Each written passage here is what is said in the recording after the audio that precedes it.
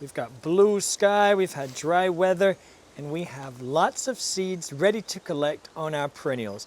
I think it's basically like Christmas for Lars today. Yay! I'm ready with my coffee filters and my pen. And actually the first one I want to show you is the Echinacea here.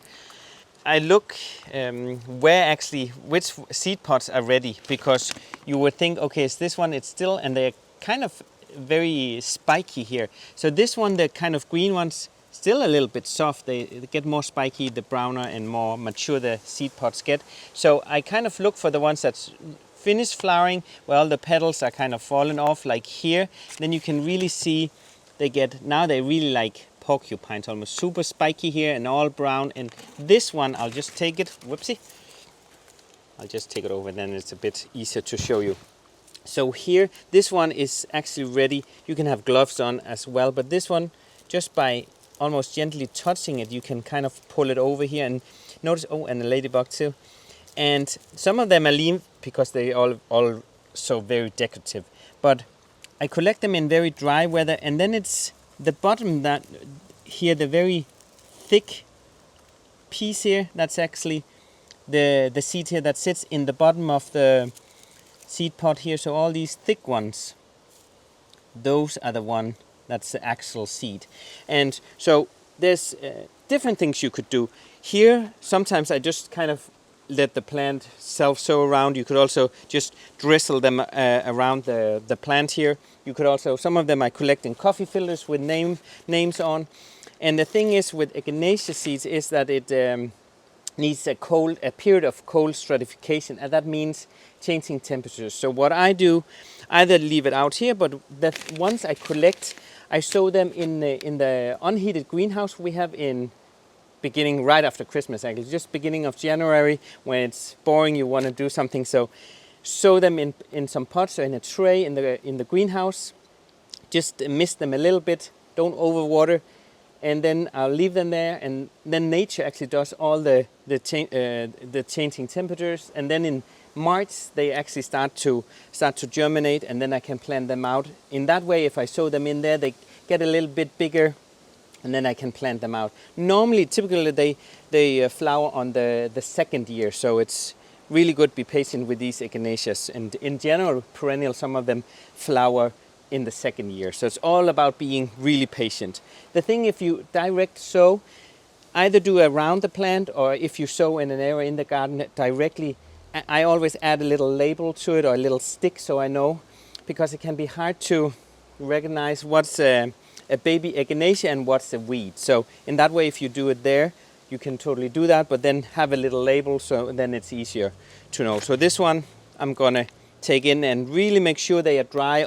In general, all these seeds, I do it in dry weather. If it has been rained, if it has rained for a few days, I'll leave it on a newspaper and really let it dry out. So I'm sure they don't, if I put them in the coffee filter later on, that they don't rot or get really wet. I don't put it in plastic bags, because that way it can get really humid, and if it's just the tiniest bit wet, it's such a shame. In the spring you find it and it's all moldy and you can't use the seed. So really make sure they're super dry, drizzle them out on a newspaper, and then only collect the seeds in here with a name on. So that was the first one. Most of the seed pods, you can actually, some of them really rattle, just like this native one, the Bladder Campion. Maybe you can hear it, and you can really hear the seed pods already. And they are really, let me just take see if I can find one here. So in here they kind of open up, they're all brown, and they have kind of, oh, that one was already tossed. Let's see if I can find. That's the thing with this one, it is a prolific thrower of its seeds. Let's see, they have kind of like really dark grayish, these balls almost here. Looks like, almost like, I would say like poppies. And these ones you can really just also sprinkle around, sow even now, autumn-sown, and have them somewhere else, because they are really pretty. Here's the flower actually. It's almost finished, but it has a bunch of, it just has a really pretty flower here. And I think that was the last of the flowers. Yeah, sorry I took it. But it's really great plant, because native is also that in Denmark it likes really a rough climate where it's very dry soil, very sunny. So it's really, you will see them everywhere out in nature, and it's doing really well here on the side in full sun, and it's really gotten taller than it actually gets out in, because it's really a good rich soil, a garden soil we have here compared to maybe more stony and rockery and really poor soil out in nature. But even the seed pods, some of them we also, most of them we leave until spring, and then I'll cut it down, but also then I'll take some, but they are very decorative. And it's also, I think it's very important to leave some of the seed pods, not only for our view, but also for birds. We have a lot of birds that sit and then just find also a lot of seeds that they eat. So food for them too is also important. But this is the beautiful Bladder Campion. And another thing, these are perennials that we're working with, especially today that we're collecting seeds. Yeah. And because they're perennial, you don't have to actually collect seeds. They'll come back. That's the wonderful thing about them. We're collecting them only because we sow them in our greenhouse, and then at local plant markets, we love to sell little plants. We also give them away to friends and family. So if you have this plant and you want it to come back, don't do anything. It will come back, and chances are, if you have all these seed pods, it'll come in multiple places in your garden. The same with those Echinacea that we just took. So this is really just if you want to sort of guarantee it, or if you want free plants in more places in your garden, then collecting seeds is really the best way to do that. That's true. And you can get hundreds of new baby ones. And like Alan just said, you can totally, because it will grow, it will really just die back, and it looks, that's the great thing about perennials. They will die all back and go to sleep, and then they grow from new growth in the spring, and then I just cut them back and then they'll come. But yeah, it's very important. You can, it's just if you want more, and it's a great way, and I think it's super fun to have something you grown with your own hands from your own seeds. I think it's really amazing that you can do that, and you get so many plants out of it. Here's one of my favorites, the Astrantia. Oh. And it's flowered for a very long time. It's actually, oh sorry, I'm taking one that has a flower. You can see some of the finished ones. We also have them, this one's more, it was kind of white, and you can get them in so many. We have a red one further down in the garden as well. But these ones also, like the Astrantia here, also like the Echinacea, they need a period with cold and warm temperatures like the Echinacea there. So this one is also just brown. Many of them has already, these one actually already tossed the seed, so it's a great self-sower, but you can easily find the baby ones. Let me show that real quick. Sorry, Lars. Oh, sorry, the finished one. Yeah. Yes, you can see that's already thrown all of its seeds away versus the one that Lars is holding. Yeah. Oops, yeah. It kind of looks like the flower still. It does actually, but even if it had tossed the seeds, it's really a strong stem, and it's actually very We leave very them all winter because it's just so pretty out here. But here also then, what I just do, I just kind of rub them a little bit, and there you can see a bunch here already, just like 20 in one. That's just, I think that's just. And then imagine going to the gardening center and having to buy one of these plants. Here, what were perennials this season? They're around 89. Yeah, that's 90 kroner. That's like 12. Okay, math is not strong. Around $12 US for a small pot. Yeah. And here, look. See how many? There, I would say, quick count, 25 seeds. That'll become a new plant. Do that math. Right. The thing is, when you buy them from the plant store, somebody else has done this job. 1000%. Yeah, let's say that. You're definitely paying for their time, their knowledge, the health of the plant, all the materials that went into it. So it's not that it's not worth it. That's not what I mean. No. I just mean that you can save a lot of money if you want this in more places in your garden. That's true. So again, you can collect seeds, or because then you can kind of manage the procedure. Otherwise, let it self-sow. And Alan, maybe you come over here, because then it's also all about recognizing the baby perennial. So this one, when it has the second set of leaves, you can actually quickly see, if I move my hand over here, close here, it's really great at, then here, then this baby Astrantia is self-sown and can be moved to other places, and it quickly looks like the mother plant, has the same kind of really amazing foliage. So if you keep on, not only have like your seed glasses on, but also like baby perennials kind of look everywhere, because then you can quickly also move those away. So you don't only have to collect seeds, you can actually also just transplant baby perennials. Yeah. So look at the seed pods here, very decorative.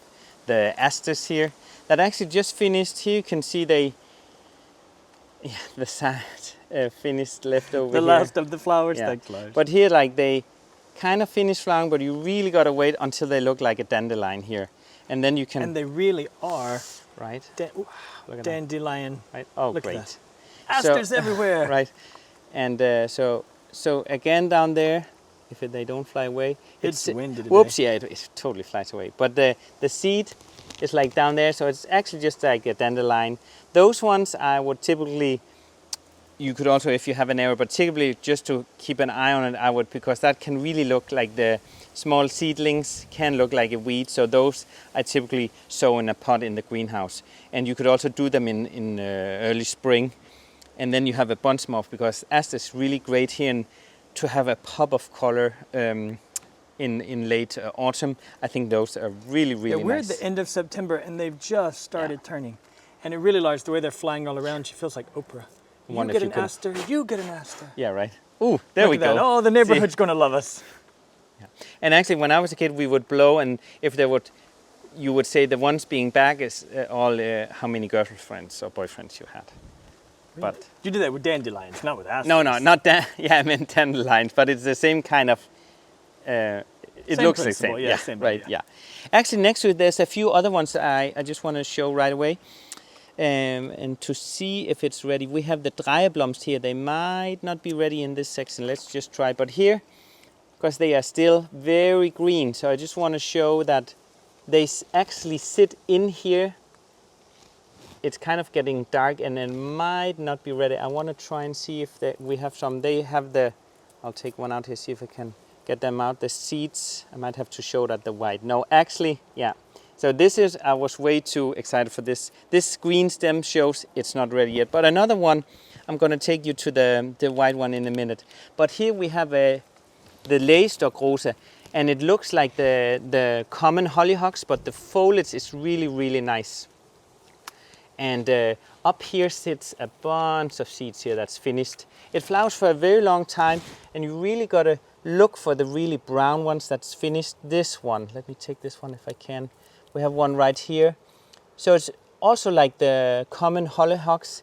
It kind of just sits in here and you can really just gently rub it there.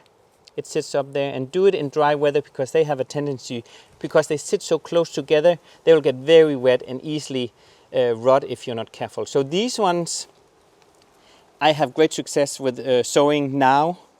A lot of them you can autumn sow, like sowing here in September is perfectly fine. If you don't have a greenhouse, you can have it maybe indoor and then either keep them sheltered somewhere in the garden in a corner, and then you can either keep them in the pots when they grow, and then in spring you just plant them out. But then they already used to the climate if the small seedlings. And if they have the second set of leaves, they're really tough, these baby perennials, so you can plant them out in the garden. So these Lægestock rosa are just really, really nice, and they also sit like in a little, like a little wreath almost. And then you just kind of pull them apart, and then you have a bunch of those, and then you have just many more. But let me take you to the white Dreieblomst.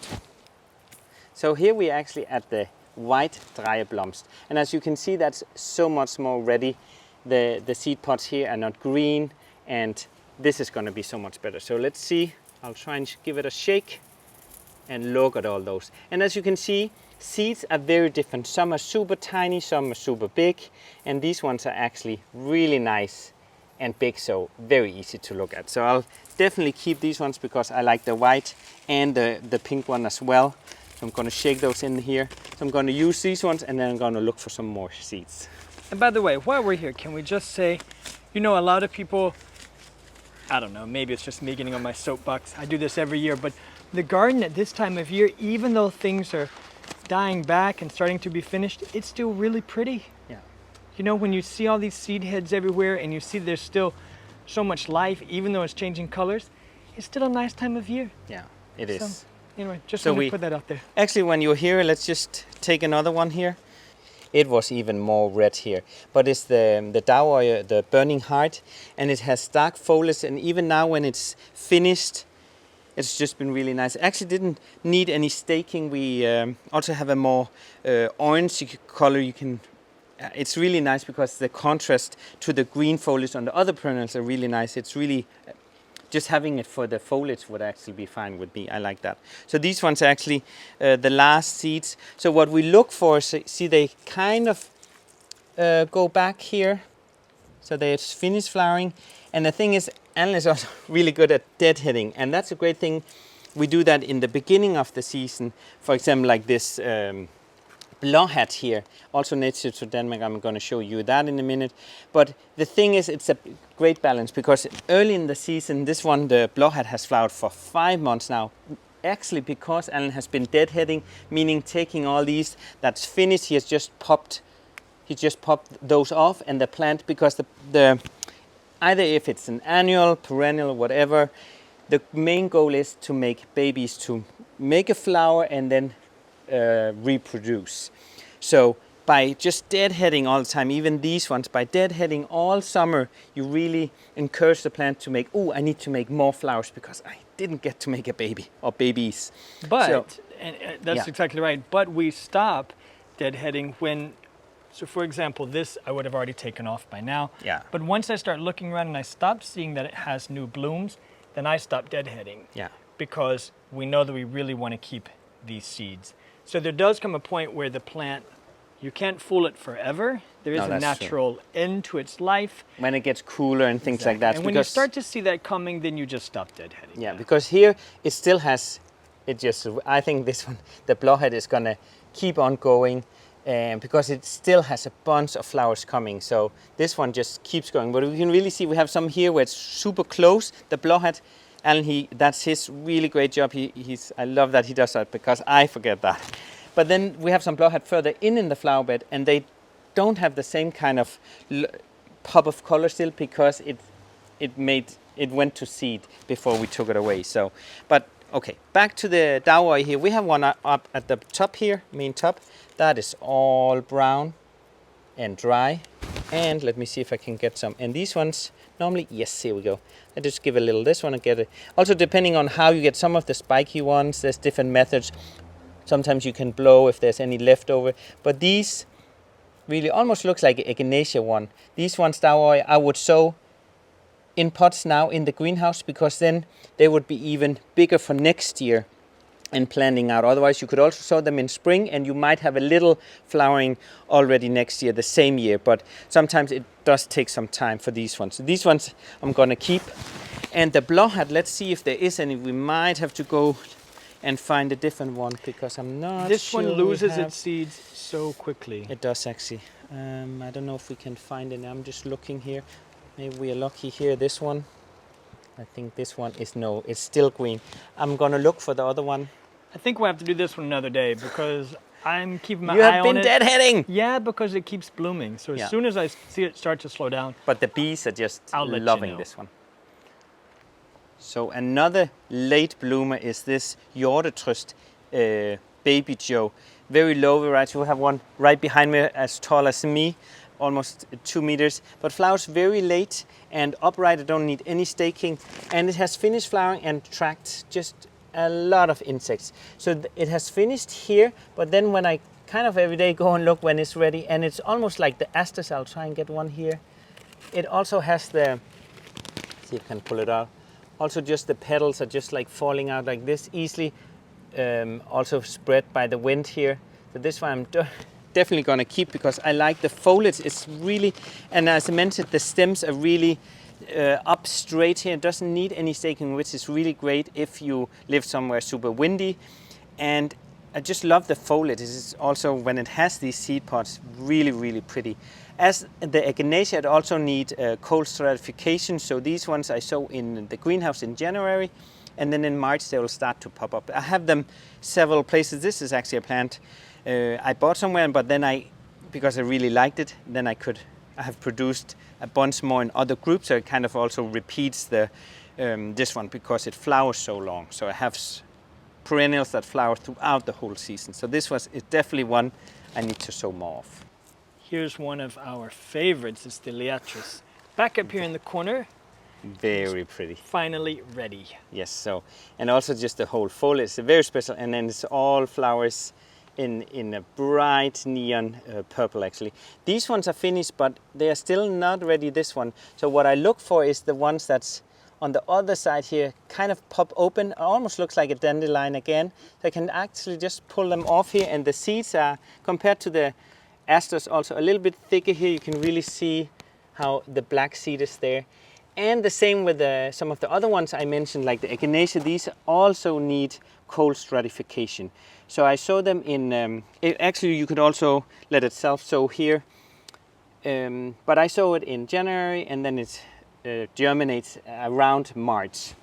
The thing is with these ones can be very tricky if you let it self-sow here, because it looks like a piece of grass coming up. So when it has the second set of leaves, it kind of looks a bit like something else. But in the beginning, you have the risk of just taking it all up, because it really looks like a piece of grass. Yeah, it looks like a sword.